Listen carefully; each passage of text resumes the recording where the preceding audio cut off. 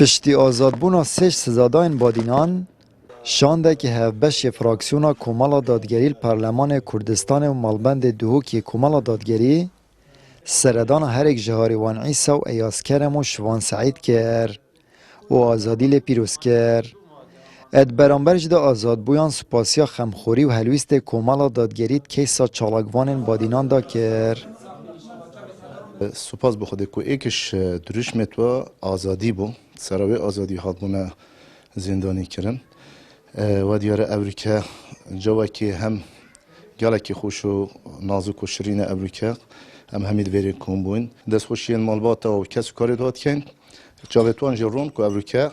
و یتمه همیا که امریکا هاتینه آزاد کردن و خیرهاتنا شاند فراکسیونا کمال دادگریت کین زور سپاس بو کانال پیام زور سپاس بو شاند مالبند دو که کمال دادگری اما زنکرین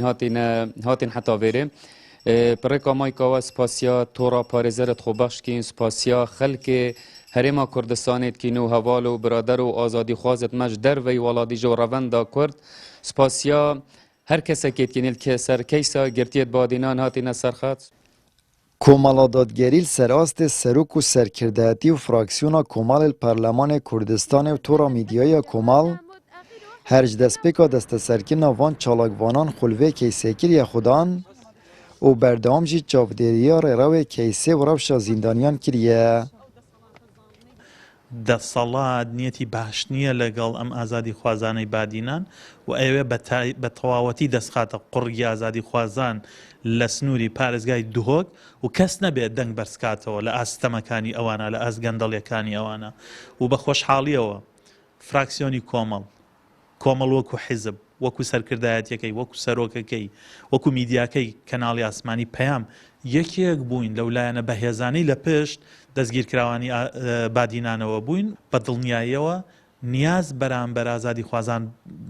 خراپ بوو و ئەگەر ئەو فشارانە نەبوونایە چه فشاری ناوخۆی و نێودەوڵەتی و بە دڵنیاییەوە بە نیازی سزادانی 10 ساڵ و 15 ساڵیان بوون. کۆمەڵ خۆشی و نەخۆشیان داد گەل خەلکی ستەملێکری و مافخوازê herêma Kurdistanê ye. Et merasîmên pêşwazîkirina azadbûyên badînan jî da şandekê komalê amade bû.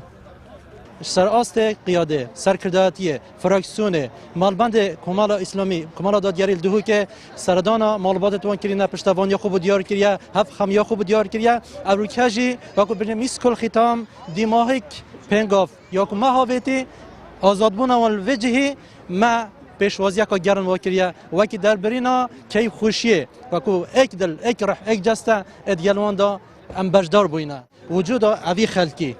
خلق بادینان خلق دهوکه ادیالوان دا مزنترین دلیله بو بیتوانی آوان مزنترین دلیله کو دست حالات الوی دوره ظلم و زوریه که گلک زور الوان کسا کریه داخواز جید کین داخواز لبورین خیزانتون بکن شوان بکن الدسپیکا کیسا گرتنا چالاگوانین بادینان کومال سردانا کسوکارین وان کریه و هلگیرا خماوان بویه پاشمپریا تورا میدیایی و کانال پیام دنگ کسوکارین وانگاهاندیه اول رینشنین دادگه جی بردام فراکسیونا کمال آماده بویه در انجام فشارک آمازن درست بویه و سزای چالاگوانان کم بویه و 2 ماهی جرهاتین آزاد کرن آمد بریفکانی کانال آسمانی پیام دهوک